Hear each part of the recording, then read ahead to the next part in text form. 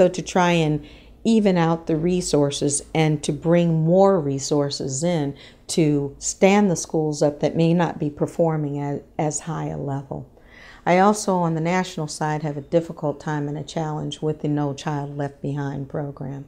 It appears to be leaving every child behind.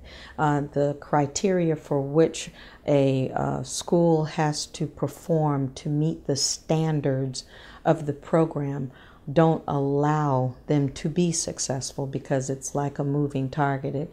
It moves up and ratchets up. And there's no consideration given for improvement. So that if you have a school that's not reaching their goals, but they've improved by leaps and bounds, they're not given credit for that. So the president, once again, is also looking at a race to the top. We can also increase the amount of dollars and resources and try to retain good teachers that we get. We're not as competitive with our salaries as far as the region, and sometimes we're becoming almost a training ground where the teachers will come in and gain the needed experience, and a lot of our very good teachers seek to go to other areas to get more competitive salaries. So if we could try to retain the good teachers that we have, encourage the schools that aren't doing well to hire the good teachers, and to use our best practices of the schools that we have found that are doing well, and then create additional funding. And how do we do that? We do that once again through economic development. If we stand our businesses up, they end up paying a higher rate in tax for corporate taxes than we do for our residential. And it would balance and decrease to some degree the taxes that folks are paying on their individual homeowners and properties. So our schools need the appropriate and type of funding to help them to be more competitive. We need to come up with creative ways to encourage our teachers to stay in the county and to continue to nurture and teach our children. And I think if we do a good job on the economic development side and bring the money in, BRAC once again, and BRAC also had, through the President's Office of Economic Adjustment, they had grant programs that included the schools and what were impacted. There are schools that are slated in and around that Andrews Air Force Base for new construction and new curricula and new programs. And we need to apply for and take advantage of the grant money that is available and infuse it into our economies and our system. Across the state of Maryland, each district has to make sacrificial cuts to teachers. How do you think we should rectify this situation? I think one of the greatest and the most robust opportunities that we have as far as that is concerned are the grants programs that are available out here through the state, through the federal government. And if we make application, I would look at having grant writing divisions within. There are a lot of dollars that we've left on the table that we have not taken advantage of. That could provide assistance to maintaining a more balanced and stable economy so that we don't have to lay off, or we would be able to help further the careers of the teachers that spend so much time each day with our students, and the ones that care, the ones that are staying in our county, to give them the resources and tools that they need to do the job that they need to do, and to provide the greatest education that we can for our children, which they're our future. In Prince George's County, we have an issue with our economic development. How would you like to progress our situation here now?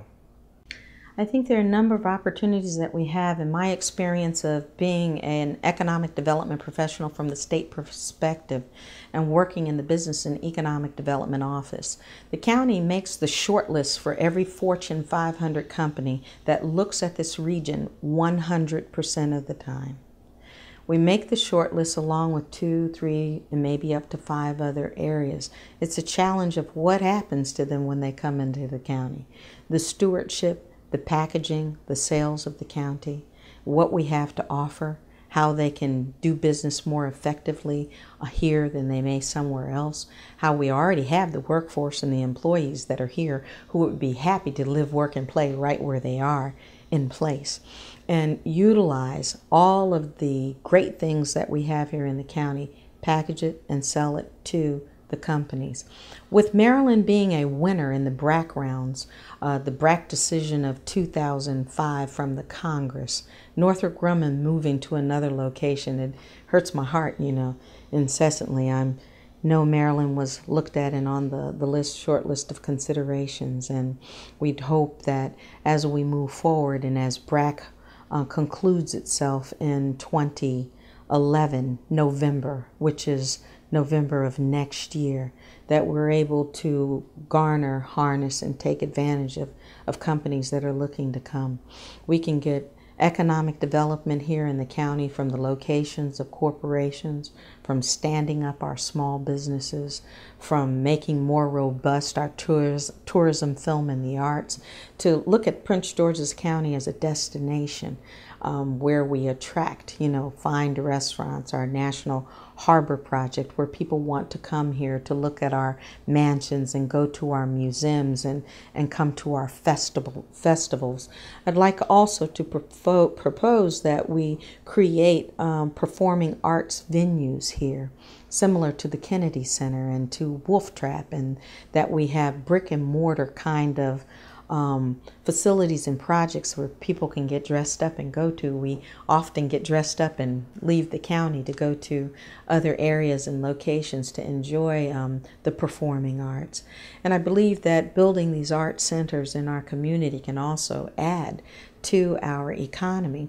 It can attract people from outside of our region to spend time here. And if we get really nice, good quality shopping and restaurants and attractions and our museums and our parks and historical sites, we can generate revenue from travel planners, destination writers,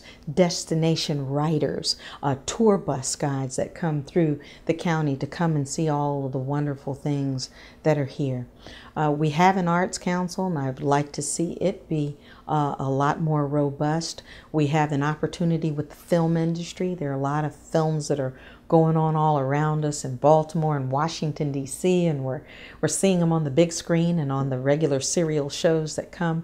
I think we have the opportunity to attract that to this county as well, and to gain some robust revenue generated from those kind of venues in the county here. Prince George's County is one of the largest haven for veterans. What would you like to see happening to actually help them? Our veteran community in Prince George's County, we're number one in our veteran community. We've got the highest number. When I say number one, we have 77,000 veterans here, and we need to provide services for them in the way of housing, in the way of post-traumatic stress, in the way of their families receiving assistance when our fighters are in Iraq and Afghanistan. When they come home, they need jobs, they need to be able to get health care, and we need to try and provide as much service as we can for them for the service and the costs that they've paid for us. There's a project in particular that I'm taking a look at on the housing side, and that I'm working with a small group of for-profits and nonprofits, and it's called the Summerfield Project. The Department of the Air Force owns the property. It's about 1,200 units. It's not fully occupied.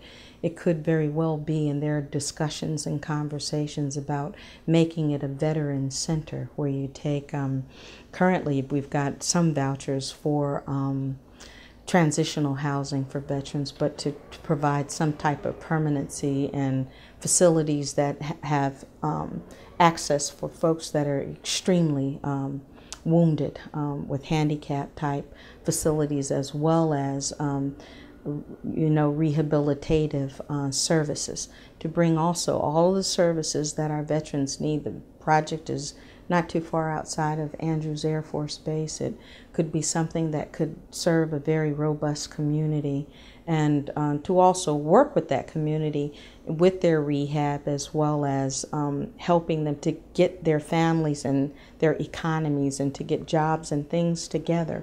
I think it's a very vital and viable part, once again, of our economy and how we can stand ourselves up here in the county. and do a better job, for our veteran and